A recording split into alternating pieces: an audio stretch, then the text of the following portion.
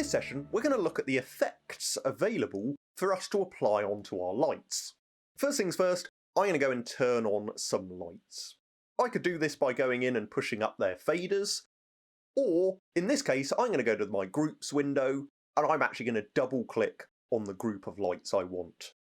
And that will turn them on to full. After doing that, I'm going to then actually put them in a position. I'm going to put them in a downstage position that we programmed in the last session. Now I've done that, so I can see them a little bit easier, I can go to Effects. Currently, the console says there's no effects here, but if I go and automatically create effect palettes, the console is going to create various effects for every single fixture that I've got in my console. The first effect is no effect, meaning tap that and it will stop any effects that might be running. The first bunch of effects in here are intensity effects, or sometimes known as chasers. Choose one of these and it will apply that effect to your lights. So you can see there very quickly, I can select my lights, turn them on and apply a chaser. There are also various other effects in here as well. Some nice smooth ripples, some ramp effects, and also some lightning effects as well. Various effects to get you started. I'm going to go and apply a chaser, and when I've got an effect running, I can then adjust that effect using the effect controls. On your encoder wheels, you have speed and size controls, so I can choose to speed that up, or actually slow it right the way down. If you go to a negative speed, it will reverse the direction. I can then adjust the size. The size is how visible you wish your effect to be. If I reduce the size with an intensity effect, it will bring the base level up and that top level down to make it more subtle.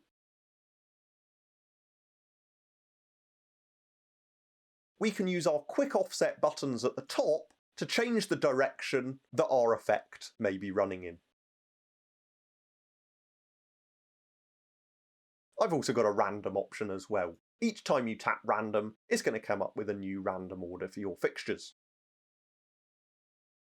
The next bunch of effects are your movement effects. So circles, various shapes, tilt waves, pan waves as well.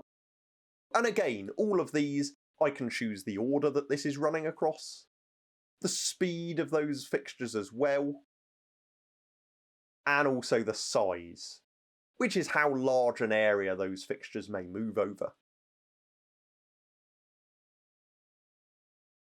The next bunch of effects that you have is many varying different colour effects. So these are available to any fixtures that have colour mixing, RGB, RGBW, CMY.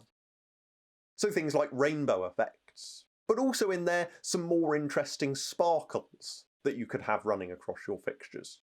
We have some fades in there as well. Lots of things that you can play with and adjust using the effect controls. Lastly, the last bunch of effects that you've got available to you are some beam effects. So things like zoom effects, as you can see running here. Once you've chosen an effect you like, you can then go and tap record and store that as your own custom effect. On the 24 fader version, you can store a maximum of 48 effects, and that doubles to 96 effects on the 48 fader version.